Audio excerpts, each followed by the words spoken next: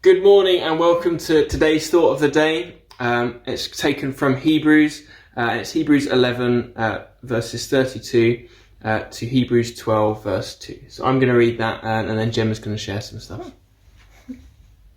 And what more could I say to convince you?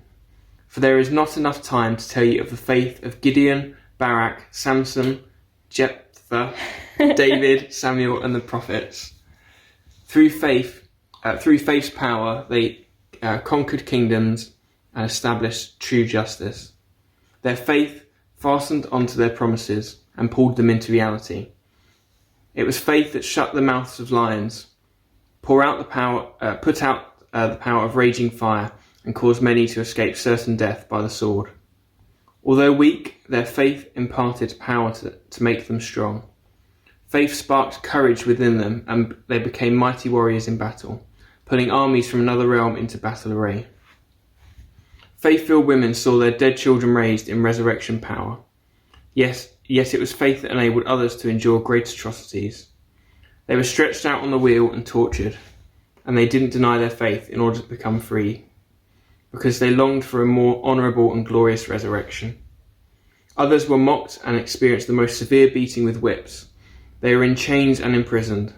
Some of these faith champions were brutally killed by stoning, by sawn in two, or slaughtered by the sword.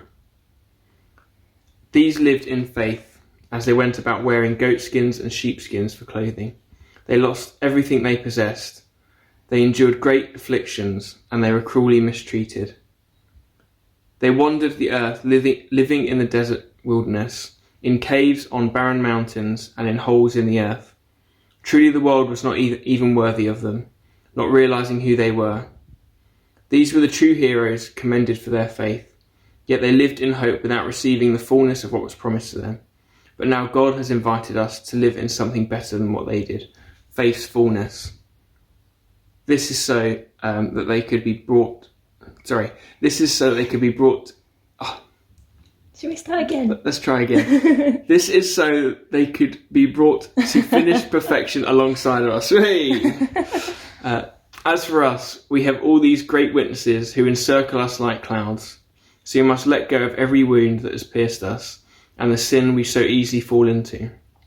Then we will be able to run life's marathon race with passion and determination, for the path has been already marked out for us. We look away from the natural realm as we fasten our gaze onto Jesus, who birthed faith within us and who leads us forward into faith's perfection. His example is this: because his heart was focused on the joy of knowing that you would be his, he endured the agony of the cross and conquered its humiliation, and now sits exalted at the right hand of the throne of God.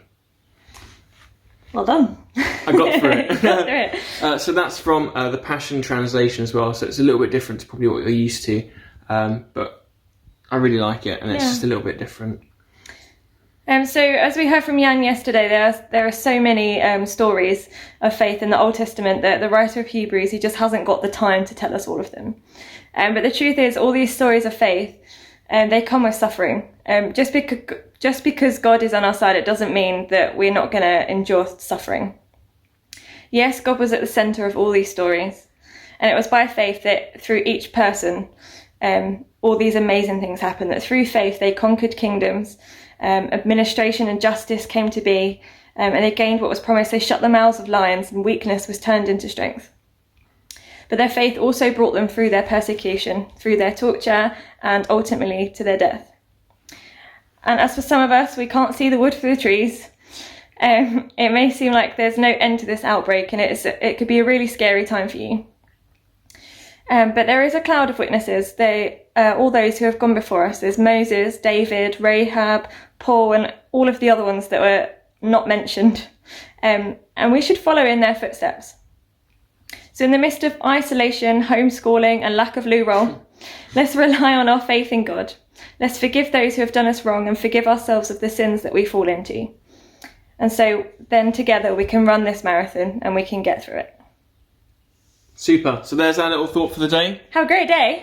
Have a great day. Hopefully your day will be more successful than me trying to do the last verse of chapter 11. And me holding this camera. It's really shaky. I apologise. I'll fix it post. Thanks.